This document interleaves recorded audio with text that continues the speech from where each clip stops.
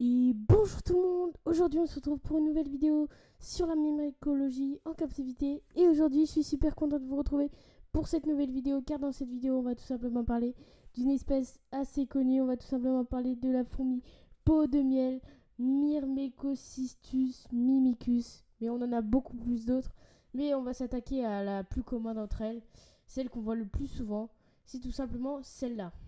Donc tout simplement, avant que la vidéo ne commence, j'aimerais tout simplement vous remercier à tous ceux qui s'abonnent. Et tout simplement, je vais faire ma petite dédicace à l'Acrofourmi qui s'est abonné il n'y a pas du tout longtemps. Donc merci à toi. Et n'hésitez pas à faire comme eux si vous voulez vous aussi une dédicace. Et j'aimerais tout simplement vous apprendre quelque chose. Tout simplement, je me suis dit que ce serait mieux pour vous que vous ayez de la qualité. Donc vous avez au niveau des vidéos, vous avez la qualité du son, mais ce serait bien d'avoir la qualité au niveau vidéo. Donc de pouvoir avoir quelques petits trucs sympathiques comme un générique carrément. Et donc je me suis tout simplement chauffé pour essayer de faire un générique que je vais tout simplement vous mettre normalement dans cette vidéo. S'il n'y est pas, ça veut dire qu'il y a eu un petit problème, mais bon, je vais essayer de faire en sorte qu'il y soit. Donc même s'il n'est pas dans ce truc là, bah tout simplement vous l'aurez dans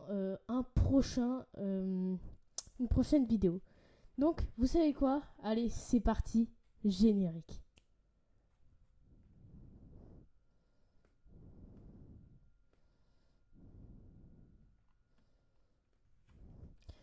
Donc voilà, j'espère que ce petit générique vous a plu.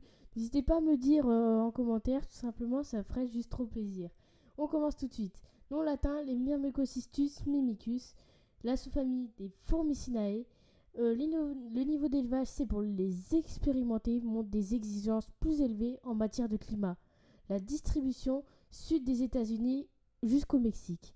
Au niveau des habitats, diversité d'habitats xérothermique allant des forêts, de la savane aux prairies.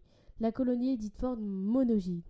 La reine fait de 8 à 9 mm et elle a une couleur de tête et thorax brun rougeâtre et le gastre noir plus profond, thorax volumineux.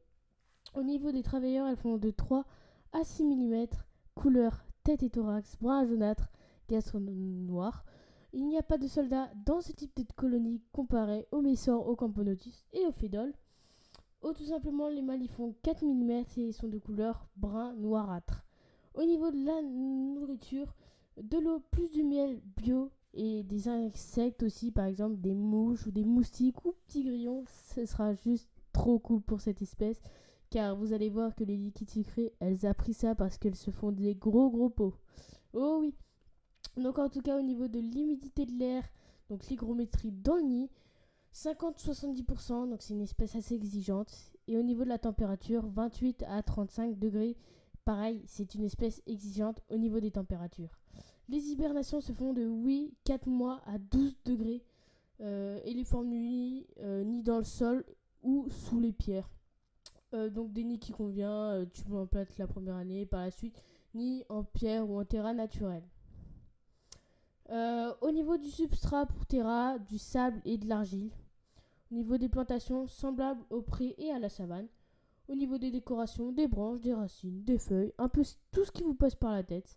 Au niveau de la description de ces belles fourmis sont connues pour leur peau de miel. C'est une case d'ouvrières spécialisée utilisée comme réserve de nourriture. Ils sont très actifs et agressifs, mais montrent au début un développement lent de la colonie. La fondation est dite claustrale, donc sans alimentation, dans un tube à essai avec un peu de sable. La taille de la colonie adulte jusqu'à 10 000 individus. Donc là, vous pouvez voir qu'elle coûte assez cher, mais bon, quand on voit tout simplement tous les trucs qu'elle peut faire, ça vaut vachement le coup.